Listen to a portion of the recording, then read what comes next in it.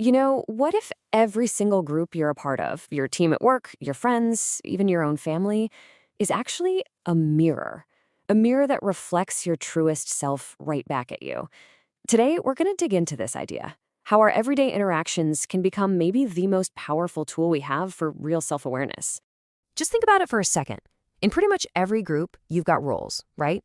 There's always one person who cracks a joke to break the tension, another one who kind of takes charge, and maybe one who hangs back and stays quiet. We all have a role we just naturally fall into. Have you ever really stopped and wondered why you consistently play your part, no matter who you're with? And this leads us to the core idea we're exploring today. What if this isn't just a coincidence? What if it's a deep, fundamental pattern? Well, seeing that pattern is the very first step towards some pretty profound personal insights. All right, so let's really dive into this metaphor of the mirror. Imagine every interaction you have in a group. Every single one is a reflection.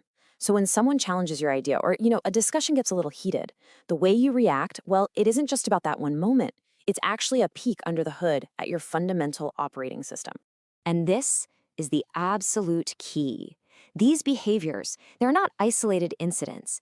The way you handle a tough piece of feedback from a coworker is probably the exact same way you handle a difficult conversation with a partner or a friend.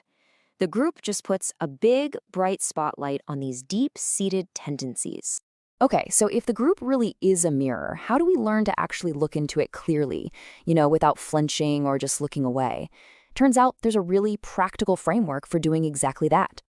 It really boils down to a three-step process. First, you just observe what's happening. No judgment, just watch. Second, you analyze that information as objectively as you can. Maybe you review a video of the meeting or map out who's talking to who. And then step 3, you talk about it with the group. You openly discuss what actually went down. And this brings us to a super important definition of knowledge. See, true understanding isn't just about the objective facts of what happened. That's the outside view. It's about combining that with the inside view, your personal, subjective experience of how it all felt. You absolutely need both pieces of that puzzle. So why do all this? What's the point of all this observation? Well, it's to get to the real heart of the matter, identifying your own automatic, habitual responses. The things you do without even thinking about it.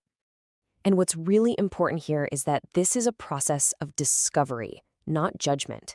The goal isn't to beat yourself up for being, say, a little defensive or for withdrawing. It's just to become aware of it, to learn your particular style with a real sense of curiosity.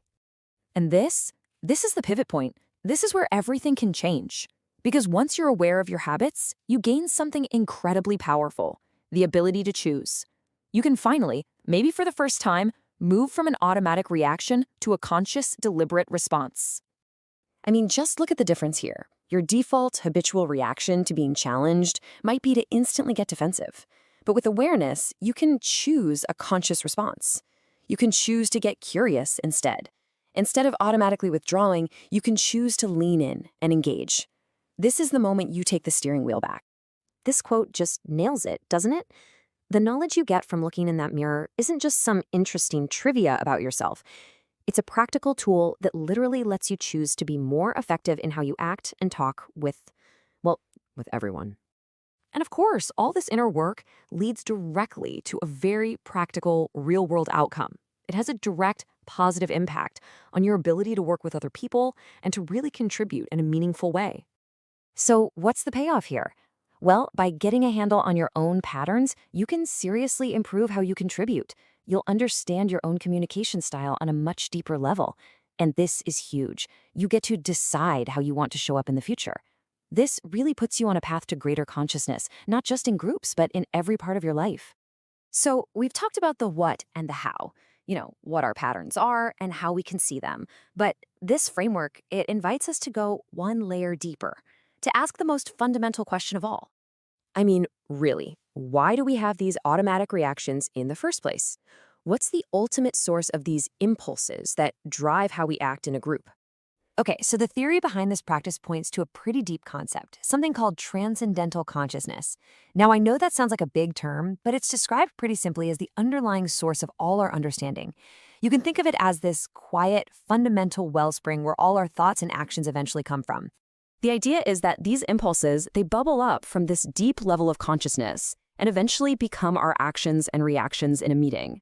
It's a way of connecting our everyday behavior back to something way more fundamental. It's where that inside feeling and the outside event come together as one unified experience. So, to wrap it all up, what starts as a simple exercise in watching yourself in a team meeting becomes something so much bigger.